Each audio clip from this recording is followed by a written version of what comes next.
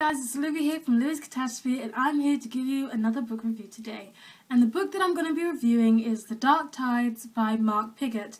Again, this is an ebook that I received for review. It's actually a sequel of a book I've already done a video review for, which was called Forever Avalon, and I will leave some links to that review below. But because it's an ebook, I don't actually have a physical copy to hold up for you guys here. I'm sorry.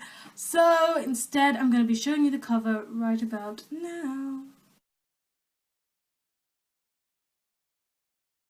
Okay, so that cover is actually nicer than the first book. I like this cover a lot more, and I have to say the same goes for the book. I actually enjoyed this book a lot more than the other one, and I'm not saying the other one was bad, but this one had just so much more in it.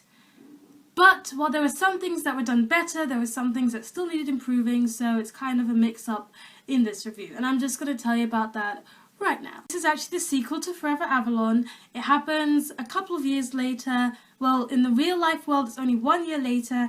Ashley and Andrew have gotten married and they're a couple and they're happy now. But in Avalon, it's been about another 10 years, so everybody from back then is now grown up. So it's kind of a different story, and what happens is Ashley returns to Avalon with her husband, and things start happening because Morgana, who we all know is evil, wants to come back and destroy all the magic beings on Avalon except for herself. So that's the plot line of this story. Now, I'm going to say that this book is much longer than the other one. The other one was about 250 pages and this one was 537. It's a much longer book, but I actually like that because we got a lot more in this book. The book switches from present day to like the past, and because of that we get to see Bryan when he first ends up on Avalon and first becomes the Gil-Gamesh.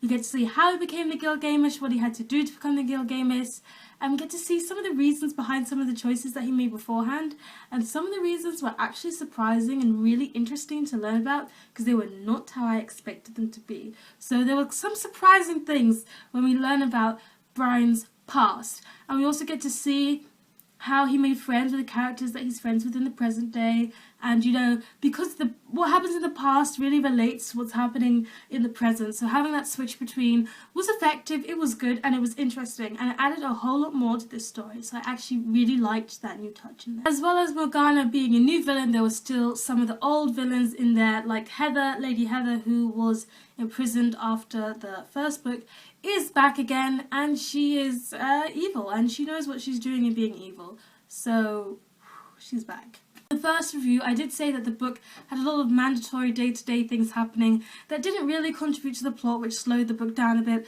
but you'll be glad to hear that in this sequel, there is none of that. It's really focused on the plot, and everything that you're going to read about is necessary to move the plot forward, so it's not a slow read anymore, although it didn't capture my attention all the time. There are some books that I love so much I have no problem with keeping reading, and I won't put them down for anything, and although this book was good and it was less slow than the previous one, it still wasn't, you know, mind-blowing amazing, but it was still a good book. There were quite a few English mistakes when the whole novel generally is written in past tense, when they had switched to present tense or future tense, and there were a lot more than there was in the previous book, I'm afraid. So that kind of did bother me and hinder me a bit when I was reading, because I didn't want there to be those mistakes in there, but there were. But even though the writing has a couple of mistakes in it, it still didn't distract me too much from the plot, which is pretty much amazing. The stakes have definitely risen. At the beginning of the book, there is a bit of a battle and there's a bit of a tragedy, and lots of people who I actually started to care about in this book died, and I was shocked that that happened. So the stakes have definitely risen, and main characters can die here. It can happen. There is like no filter. Anyone can die. Even the Gil-Gamesh has the possibility of dying. So just be prepared for people you like to maybe die, because that can happen. That can jolly well happen. It really like hit me because I just started to actually feel for the characters in this one. As soon as I started feeling for some characters and like emphasizing with them, they died. So it was like a big slap in the face for me. Although the past section was really good, I have to say that Bryan seemed to adapt to his role as the Gil-Gamesh way too fast. I thought he accepted things way too fast and was just like, okay, I can do this way too quickly. I expected him to be more shocked, for it to take more time, but he just really got into the role really quick, so I think maybe that's one of those things that could have been done a bit better Just slow it down a little, give it some more time, show us some of the more trials and tribulations that he has to go through before he actually starts to become the Gil-Gamesh. There are quite a few coincidences in this novel which seemed a bit too good to be true, but otherwise it was okay. This book definitely lost the middle grade feel that I told you about before, and it definitely had the young adult feel to it again. So the age range is up. It's more interesting for me as a teenager, and I'm pretty sure it'll be more interesting for others. And it was also a lot more plot focused, nothing trivial was in there. And I have to say, this is in the first book, but I didn't really notice how much I appreciated it until this book. But there's something called shield maidens, which are female warriors, and they are like a group of female warriors who train in a school, and they're just so fierce. And even some of the men, like a lot of the men are like, oh my gosh, shield maidens, they're cool, give them respect. And I have to admire that, because I noticed that in war books in general, you see a lot of men going to war and lots of women who are leaders but not necessarily the best fighters in the world.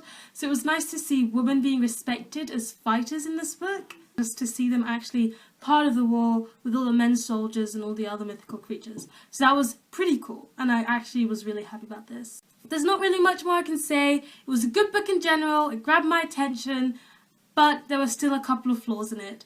I'll leave the links to the Amazon and Goodreads below if you want to check out this book.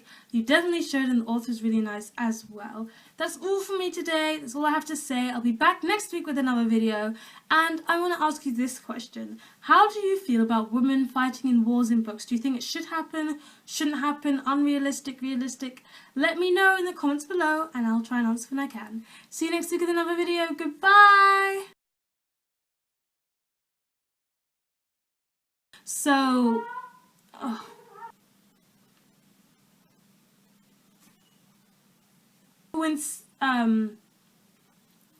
great, I forgot the word. Oh, there are quite a few coincidences in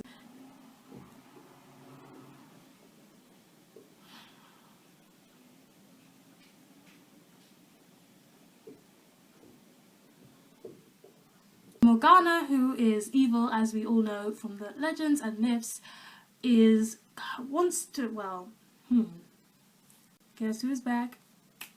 Back again. Lady Heather.